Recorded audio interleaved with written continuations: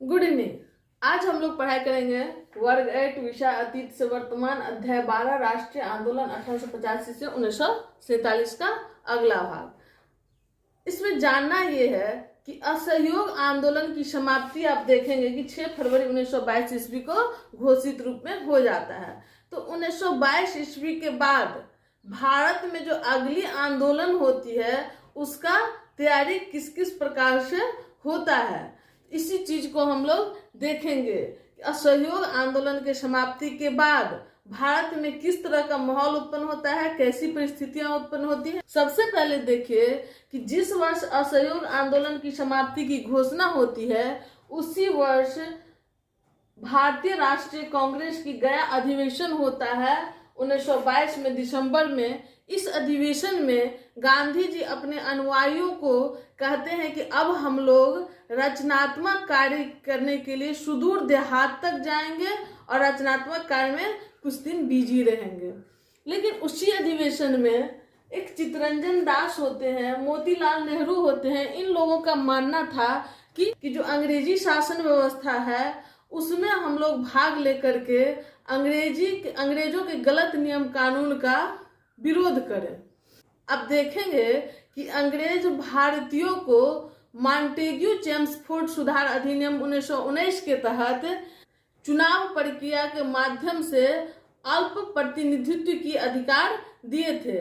इसी अधिकार के तहत मोतीलाल नेहरू और चित्तरंजन दास चाहते हैं कि विधान परिषद के चुनाव में हम लोग चुने जाएं और शासन व्यवस्था का अंग बन करके गलत नीतियों का विरोध करें। इसी विचार के साथ उन्होंने स्वराज्य दल का गठन फरवरी 1923 ईस्वी में किया और स्वराज्य दल की पहली बैठक पटना में आयोजित की जाती है, जो कि गांधी जी के फॉलोअर्स के प्रभाव के कारण असफल रहता है। इसी असहयोग आंदोलन के समाप्ति के असंतोष से भारतीय में गुस्सा उभरता है कि जब असहयोग आंदोलन अपने चरम पर था तो गांधी जी क्यों इसको इस तरह से रोक दिए। और इसी कारण से कुछ क्रांतिकारी गतिविधि में संलिप्त लोग, जो 19वीं शताब्दी के अंतिम में आप देखेंगे जिस क्रांतिकारी गतिविधि की शुरुआत महाराष्ट्र से होती है, धीरे धीरे सुषुप्ता अवस्था में चला गया था, वो फिर से इस असहयोग आंदोलन के समाप्ति के बाद फिर से सक्रिय हो उठता है और बंगाल में अनुशीलन समिति, युगांतर समिति पुनः सक्रिय हो उठता है। और कोई ऐसा भारत में प्रमुख शहर नहीं होता है जिसमें इन क्रांतिकारियों का संगठन नहीं बनता है।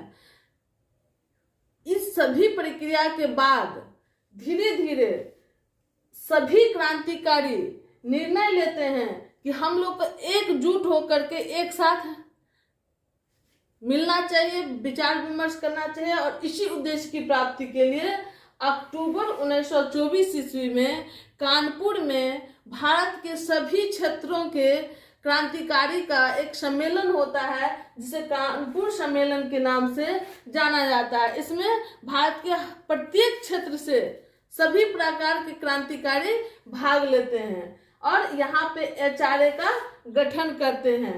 एचआरए का मतलब होता है हिंदुस्तान रिपब्लिकन एसोसिएशन। और हिंदुस्तान रिपब्लिकन एसोसिएशन के गठन में पुराने क्रांतिकारी और नए तरुण क्रांतिकारी, पुराने क्रांतिकारी में थे राम प्रसाद बिस्मिल, जगदीश चंद्र चटर्जी, सचिंद्र नाथ सन्याल। तरुण क्रांतिकारी में थे, तरुण मतलब युवा क्रांतिकारी में थे भगत सिंह, सुखदेव, राजगुरु, चंद्रशेखर आजाद। इस तरह से सभी पुराने और नवीन क्रांतिकारी, नए युवा क्रांतिकारी एक साथ एक मंच पे कानपुर में एकत्रित होते हैं और हिंदुस्तान रिपब्लिकन एसोसिएशन का गठन करते हैं। आप बंगाल में, बिहार में, मद्रास में, उत्तर प्रदेश के प्रमुख जितने शहर थे सभी में ये एचआरए अपनी ब्रांच खोल लेती है। किसी संस्था का गठन करने का उद्देश्य भी होता है। तो इस एचआरए का क्या उद्देश्य था? पहला उद्देश्य था इसका कि गांधी जी के अहिंसावादी नीतियों की निरर्थकता के प्रति जागृति लाना। लोगों में वो बताना चाहते थे कि गांधी की जो अहिंसावादी नीति है, जिसका आप इतना बड़ा समर्थक हैं, उस अहिंसावाद से कुछ नहीं होने वाला, हम लोग को कोई स्वतंत्रता प्राप्त नहीं होना है।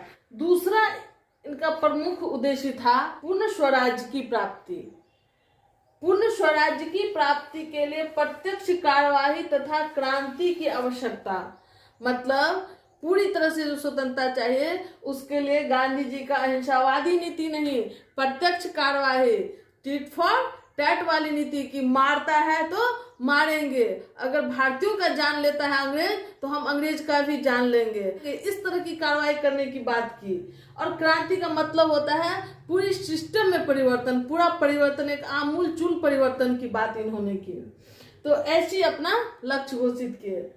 तीसरा लक्ष्य था इनका संघीय गणतंत्र की स्थापना। संघ व्यवस्था किसे कहते हैं? संघीय व्यवस्था से कहते हैं जिसमें प्रांत भी अपने क्षेत्र में स्वायत्त होता है और केंद्र भी अपने क्षेत्र में अपने विषय पे स्वायत्त होता है। तो संघीय गणतंत्र की स्थापना करना, प्रांत और केंद्र दोनों अपने स्तर पे एक चुनी हुई शासन व्यवस्था लाए और अपने अपने विषय में स्वतंत्र रहे। वो इस प्रकार की शासन व्यवस्था की वो कामना करते थे, उद्देश्य रखते थे। अपने लक्ष्य की प्राप्ति के लिए एचआरए के द्वारा धन की आवश्यकता होती है और धन के प्राप्ति के लिए ये लोग किसी निजी व्यक्ति को लूटना सही नहीं समझते हैं।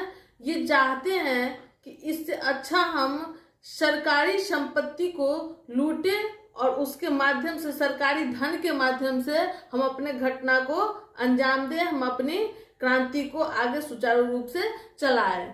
इसी लक्ष्य की प्राप्ति के लिए इन लोगों ने 9 अगस्त 1925 ईस्वी को सहारनपुर लखनऊ लाइन पर 8 डॉन ट्रेन, 8 डॉन नाम का एक ट्रेन गाड़ी जो काकोरी जाने वाली रहती है, उस 8 डॉन ट्रेन को लूटता है और उससे धन प्राप्त करता है। यह सारी घटनाएं राम प्रसाद बिस्मिल के नेतृत्व में होती है। इसीलिए पुलिस के द्वारा राम प्रसाद बिस्मिल को और उनके अन्य सहयोगियों को गिरफ्तार कर लिया जाता है और राम प्रसाद बिस्मिल के साथ साथ 4 लोगों को फांसी की सजा दे दी जाती है इस घटना में और 16 लोगों को कारावास की सजा सुनाई जाती है। कि राम प्रसाद बिस्मिल जब फांसी पे चढ़ते हैं तो उस समय वो काफी प्रसन्नचित्त मुद्रा में रहते हैं, कोई तनाव, कोई गुस्सा या कोई भय नहीं उनके ऊपर होता है। वो हंसते हुए कहते हुए फांसी पे चढ़ते हैं कि हम इस अंग्रेजी साम्राज्य का पतन का कामना करते हैं और इस प्रकार से वो हंसते हंसते फांसी पे चढ़ जाते हैं। जिस कारण से क्रांतिकारी में अति उत्साह जागृत होता है भारत को स्वतंत्र करने के लिए। आगे हम लोग देखेंगे